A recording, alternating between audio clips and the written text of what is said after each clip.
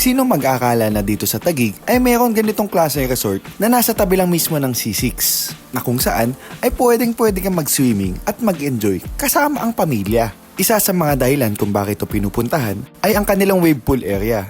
Makakaranas ka ng alon habang naliligo. Perfect din ito para sa mga pamilya na may mga kasamang bata dahil merong kiddie pool. At kung gusto nyo naman ay private o privacy, meron din dito mga pwesto na pwede nyo rentahan. Ngayong 2025 ko lang ito nalaman. At based sa mga nakausap ko, matagal na daw pala itong nakatayo. Tara, samahan nyo ako. Libutin natin tong lugar. So, andito na nga tayo sa Sea Breeze Resort. So, along C6 lang to. Lagi ko itong nadadaanan pero ngayon ko lang to nalaman nung sinabi sa akin ni Jen. So, di mo akalain na may gantong klaseng resort pala dito lang sa C6, katabi lang mismo ng highway. So kung makikita nyo, ito mismo yung C6, yung highway, tapos sa kabilang side, ito na mismo yung Sea Breeze. Dito na din mismo yung parking nila. So malawak naman yung parking nila, kaya mag-accommodate ng mga kotse pati motor. 30 pesos ang parking fee para sa motor. So syempre, allowed dito ang outside foods. Pero may mga bawal ipasok. Post nyo na lang tong video. Meron din sila dito mga pwesto o cottage na pwedeng rentahan. Para sa mga presyo, mag-message na lang kayo sa page nila. Malawak ang lugar, as in. Pagkapasok mo, mapapansin mo agad na madami kang pwedeng pagpwestuhan. Ikaw na lang din mapapagod pumili kung saan. May mga nakita nga din pala ako na dito na sinelebrate ang kanilang mga birthday.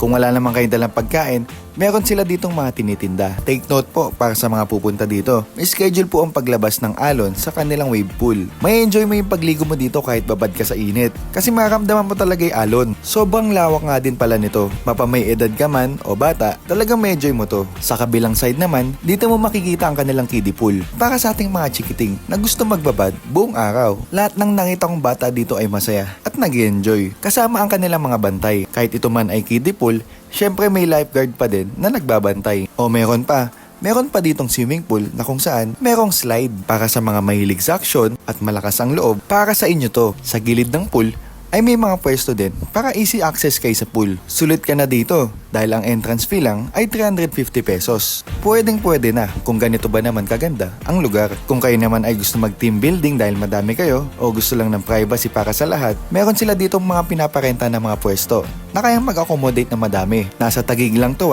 hindi nyo na kailangan bumiyahe pa ng malayo para lang mag-relax at mag-enjoy. Shoutout nga pala kay Ate Maui sa pag-assist natin. O akala nyo tapos na? Hindi pa. Meron pa nga silang mga iba pang swimming pool.